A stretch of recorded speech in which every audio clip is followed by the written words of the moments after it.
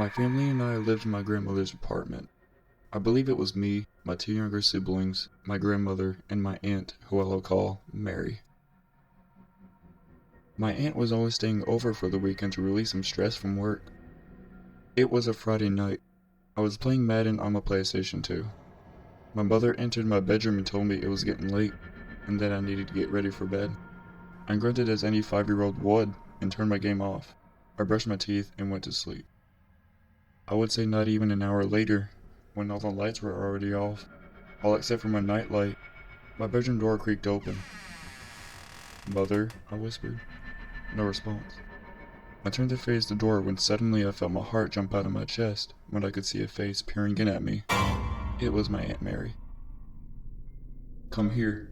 I got you logged into grandmother's computer," she said.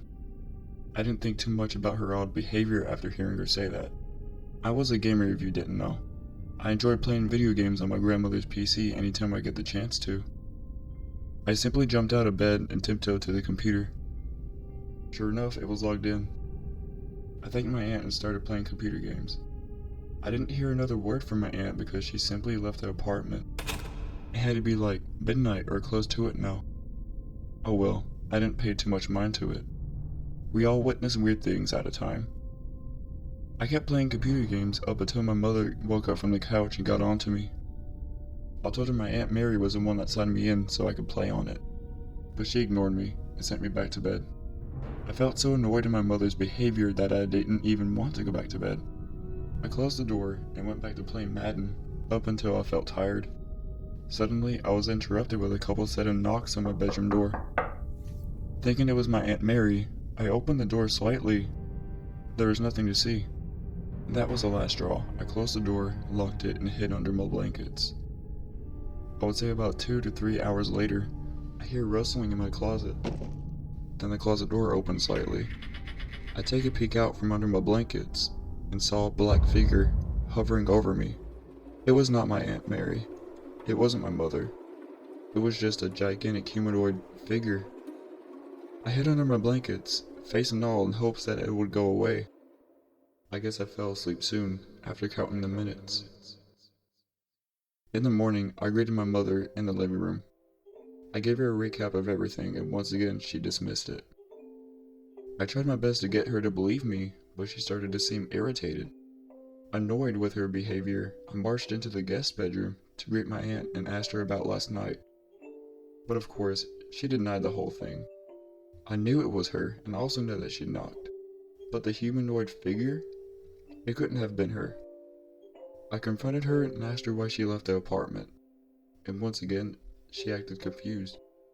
She said she never left the bed last night, and assumed that I was either dreaming or fabricating the story. I don't have an explanation to describe what the hell I experienced, but I slept with my bedroom door locked for a couple of weeks. I was in my room working on a slideshow for school which required 4 other people to present to the class this coming Monday. But you know how that one person takes charge of the entire presentation and all 3 of the others are disregarded for their lack of knowledge or lack of competence? That was the case for me. After detailing the slideshow, I went to go get a bottle of water to rehydrate, but when I came back to my room, I noticed something on the floor beneath my bed. It was an old, withered, and ancient-looking book. I pulled it out and went through it. To my surprise, I thought I knew what the book was, and sure enough, I did, after a little bit of research. It was a spell book for witches and wizards. I went through it and read a couple of pages. There were so many spells and curses in there that it was hard for me to recap upon what I've just read. And it had stuff like burn a white candle coated with nutmeg or stuff that has to do with rituals. I went and asked everybody in the house to see if it was their book. Nobody claimed it. It didn't have a barcode on the back, so I knew this book had to be ancient. I called my girlfriend at the time to gain her insight. I felt hopeless in trying to convince her that we should try it out, but I wanted her happy. I threw it away as promised.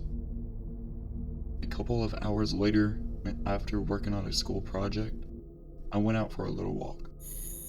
I usually go for walks at dusk, since there weren't many people out this late. That usually meant peace and quiet. I was headed back, when suddenly, I hear something lurking in the bushes. I take a closer look and saw a cat emerge from the bushes.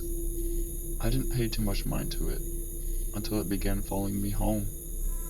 I was counting my steps, and after a half dozen steps later, I would look back to see the cat following me, until it became a group of cats, and they were all staring me down. Weird. I got home and got ready for bed.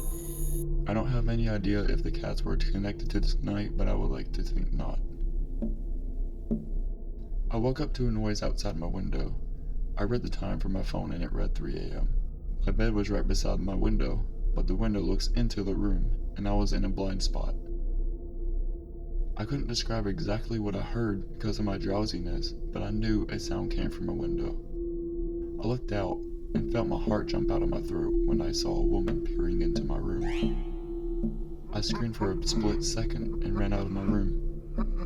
My heart was beating over 200 beats per minute. A few minutes go by and I had the urge to peer into my bedroom to look at my window. I looked and saw nothing there now. I knew it wasn't no hallucination from my lack of sleep. I didn't feel comfortable sleeping in my bedroom anymore, so I went back to sleep on the couch. Once again, I woke up to something. I looked around for whatever woke me up, until it hit me. The front door was cracked open, letting the outside lights peer in. Oh, I felt sick now. I looked at the time, and it read 5 a.m., just 2 hours prior, seeing that woman. Not long after that, my mother came home and I explained. She just assumed that the door wasn't shut all the way, but I didn't bite into it. I searched the place to find nobody other than my siblings, which is a good sign.